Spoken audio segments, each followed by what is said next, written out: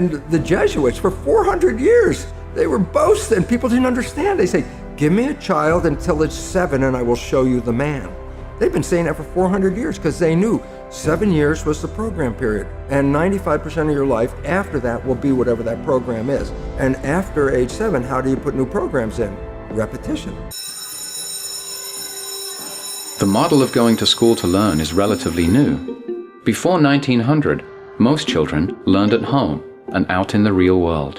In 1837, the state of Massachusetts formed the first state board of education, with Horace Mann as its secretary. Mann believed that everyone was entitled to the same content in education. Returning from a research trip to Germany in 1848, Mann lobbied heavily to have the Prussian model adopted. He quickly set about establishing a statewide system of common schools, staffed by professionally trained teachers. His ideas quickly gained momentum, and by 1852, Massachusetts passed a compulsory attendance law.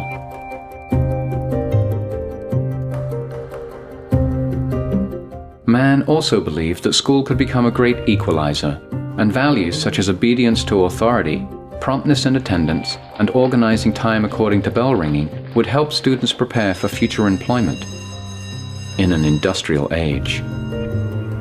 And the whole purpose of it is to create a docile factory military workforce. The whole purpose is to subordinate children and get them in that mindset of being subordinated so they grow up to be subordinated adults. This is the poorest class I've had. Prussian schooling had been out to destroy the imagination.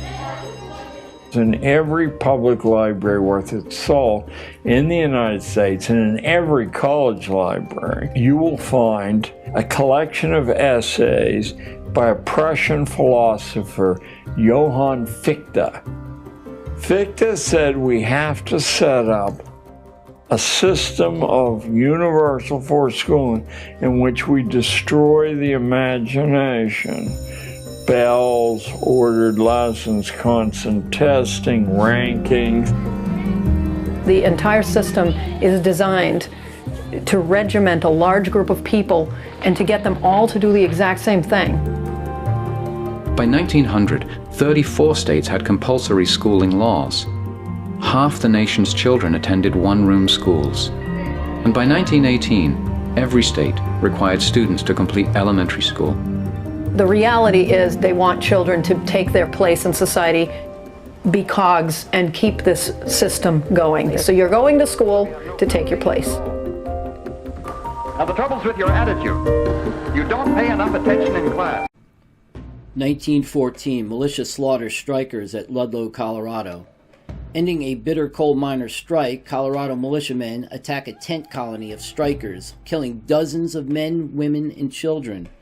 When the evictions failed to end the strike, the Rockefeller interest hired private detectives that attacked the tent colonies with rifles and Gatling guns. The miners fought back, and several were killed. When the tenacity of the strikers became apparent, the Rockefellers approached the governor of Colorado, who authorized the use of the National Guard. The Rockefellers agreed to pay their wages. At first, the strikers believed that the government had sent the National Guard to protect them. They soon discovered, though, that the militia was under orders to break the strike. On this day in 1914, 2 companies of guardsmen attacked the largest tent colony of strikers near the town of Ludlow, home to about 1,000 men, women, and children. The attack began in the morning with a barrage of bullets fired into the tents. The miners shot back with pistols and rifles. After a strike leader was killed while attempting to negotiate a truce, the strikers feared the attack would intensify. To stay safe from gunfire, women and children took cover into pits dug under the tents. At dusk, guardsmen moved down from the hills and set the tent colony on fire with torches, shooting at the families as they fled into the hills. The true carnage, however, was not discovered until the next day, when a telephone linesman discovered a pit under one of the tents filled with burned remains of 11 children and 2 women. Although the Ludlow massacre outraged many Americans, the tragedy did little to help the beleaguered Colorado miners and their families. Additional federal troops crushed the coal miners' strike, and the miners failed to achieve recognition of their union or any significant improvement in their wages and working conditions. 66 men, women, and children died during the strike, but not a single militiaman or private detective was charged with any crime. Folks, I posted this in response to some comments that I saw yesterday about the wildfires in California, the rail system. Well, folks, I just want to let you know, when evil people that have lots of money want their way, people die when you get in their way. It's happened before, it's happening now, and it will happen again.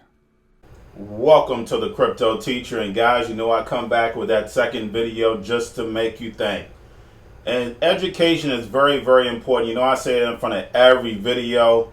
Please get back educated in finance, and then also understanding how the world works, because it is all planned, and it is all planned. So basically this video, as you see, Rockefeller spent millions and millions and millions of dollars in the educational system. They also spent billions of dollars with the Hegelian dialectic. Majority of black schools' education, they're behind it, so they can control it. So therefore they take the best and the brightest of all races and put it in their system. And that's how the open society, when you're looking at George Soros, that's how it keeps functioning, because they get the people at the top. So they feel like, hey, look, I'm at the top, so I'm not going to worry about the bottom. Those people don't have, you know, sense and not defending for themselves. But when you take it to the Ludlow massacre and you understand it, the reason why they want to take over education, because you see it now, guys. You see how it's paying off right now. You see this is 2020. All the money, all the education they wanted to have in our minds. Remember, 7 years is the time when your child is downloading, taking in everything. And now we look at kids in college in the 60s, they uprised against, you know, any type of opposition. Now, what do you see in the colleges now? They're going right along with the program.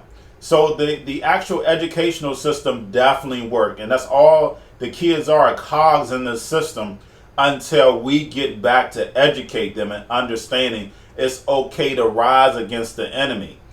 Hey, guys, don't forget, at the end of the day, we all die. Plain and simple. We all die at the end of the day. Whether you're 20, 40, 60, 80, yes, we want to live a long life. But the fact is, are you going to allow your kids to be enslaved just so you can get an extra 10 or 20 on the list? So that doesn't make any sense whatsoever. But the fact is that we're helping the system along, but not doing anything. So the best way to do it is get back educated, because the mind is what? The greatest weapon. You don't have to lift not one gun, not one hand, when you can outsmart your enemy. But guys, that's all I have for you, and you have a wonderful day.